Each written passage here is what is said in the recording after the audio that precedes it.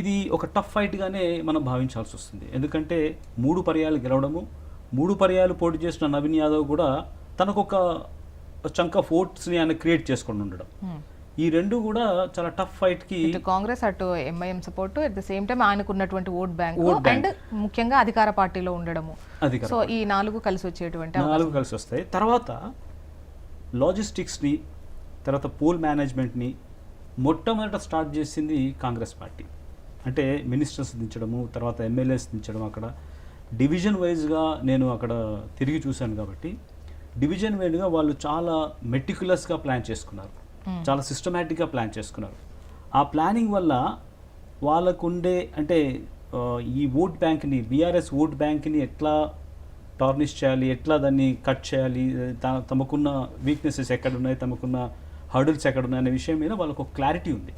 సరే వాళ్ళు హ్యూజ్ మెజారిటీతో గెలకపోయినా కానీ దాదాపుగా ఇద్దరు ఈక్వల్గా వచ్చుకునే స్థితికి తెచ్చుకున్నారు. మొన్న అంటే జరిగిన ఎలక్షన్స్లో ఓట్ బ్లాకేజ్ అనేది ఒక పెద్ద ఇష్యూ. ఓట్ను బ్లాక్ చేశారు వాళ్ళు. అంటే పోలింగ్ బూత్కి ఎక్కడెక్కడైతే తమకు అనుకూలంగా లేదో అక్కడ కొంత ఓట్ బ్లాకేజ్ జరిగిందనేది మనకు ఎలక్షన్ డే రోజు సునీతమ్మ గారు మాట్లాడిన విషయాలు కానీ మిగతా టీఆర్ఎస్ వాళ్ళు చెప్పిన విషయాలు దాన్ని బట్టి కానీ మనకి ఏంటంటే ఓట్ బ్లాకేజ్ జరిగిందనేది, పోలింగ్ బూత్కి రాకుండా అడ్డుకున్నారు అనేది ఒక కాన్సెప్ట్. అది దాంతో వీళ్ళకి వచ్చే నెగటివ్ ఓటింగ్ అది బ్లాక్ అయినట్టుగా మనం భావించాల్సి వస్తుంది. ఇకపోతే డివిజన్ వైజ్గా వాళ్ళు సిస్టమేటిక్గా ప్లాన్ చేసుకున్నారు కాంగ్రెస్ వాళ్ళు. ఇప్పుడు ఫర్ ఎగ్జాంపుల్ వాళ్ళకి షేక్పేట్ కావచ్చు, తర్వాత వెంగళరావు నగర్ కావచ్చు, తర్వాత ఎర్రగడ్డ, ఈ 3 డివిజన్స్లో డెఫినెట్గా వాళ్ళకి నెగటివ్ ఓటింగ్ ఉంటుంది. అంటే వాళ్ళకి నెగటివ్ ఓటింగ్ ఉంది. దాన్ని కాన్సన్ట్రేట్ చేసుకొని అక్కడ చాలా సిస్టమేటిక్గా ప్లాన్ చేసుకొని ఎక్కడ తమకి ఓట్ బ్యాంక్ లేదు అనే విషయాన్ని వాళ్ళు చూసుకొని ముందుకెళ్ళారు. దానివల్ల ఏమైపోయిందంటే ఇప్పుడు మనకి మీరు ఇందాక చెప్పినట్టు షేక్పేట్ సంబంధించిన విషయాలు మీరు మాట్లాడారు.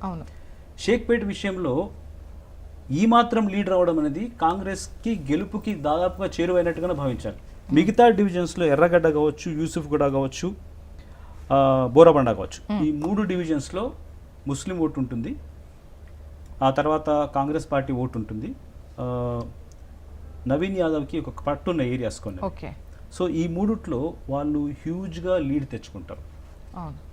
ఈ షేక్పేట్లో వాళ్ళు అడ్డుకోవడం చూస్తే కూడా తెలుస్తుంది టఫ్ ఫైట్, జస్ట్ 62 ఓట్ల ఆధిక్యంలో అది మనకి